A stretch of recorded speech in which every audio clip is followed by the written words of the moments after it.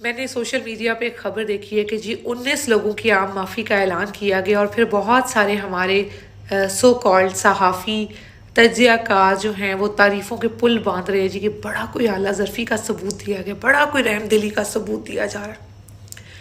आप लोगों को शर्म नहीं आती?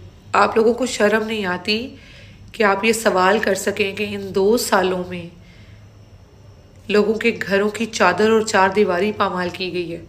इन 2 सालों में जवानों पे, औरतों पे, बच्चों पे, बुजुर्गों पे गैर कानूनी पर्चे किए गए हैं। इन 2 सालों में लोगों के कारोबार तबाह किए गए हैं।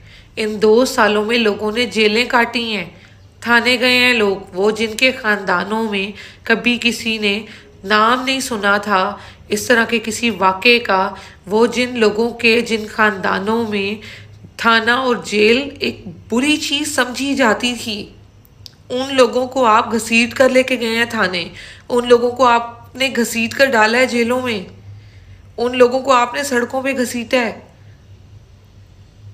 तकरीबन 2 साल बाद 19 लोगों की आम माफ़ी।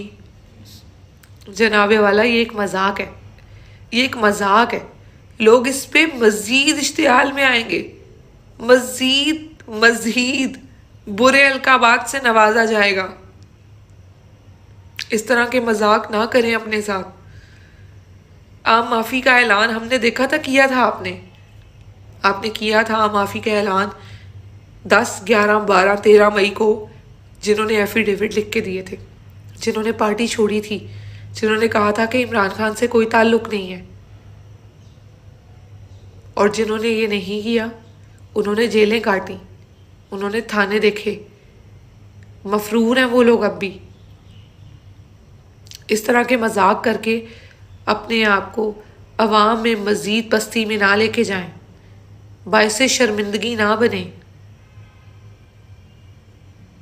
सोचें इस बात पे, मुल्क को किसी सही रुख की तरफ जाने दें। अगर आपने आम माफ़ी का ऐलान करना है तो 9 मई से अब तक जितने केसेस किए हैं गैर कानूनी, उन्हें ख़त्म करें। अपनी आवाम के लिए ऐलान करें कि जी हम आम माफ़ी का ऐलान करते हैं, 9 मई से अब तक के सारे पर्चे ख़त्म, ताकि आवाम आपकी तरफ कुछ सोच सके, आपके साथ खड़े होकर कुछ सोच सके।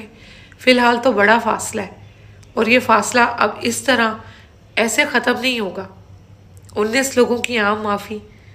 आज के दिन लोगों की तस्वीर और वीडियोस लग रही हैं जो मिलिट्री कोर्ट्स से सज़ाएं पाकर अपनी सज़ाएं पूरी करके आज रिहा हुए हैं। इस तरह के मजाक ना करें, ना अपने साथ ना अपनी आवाम के साथ।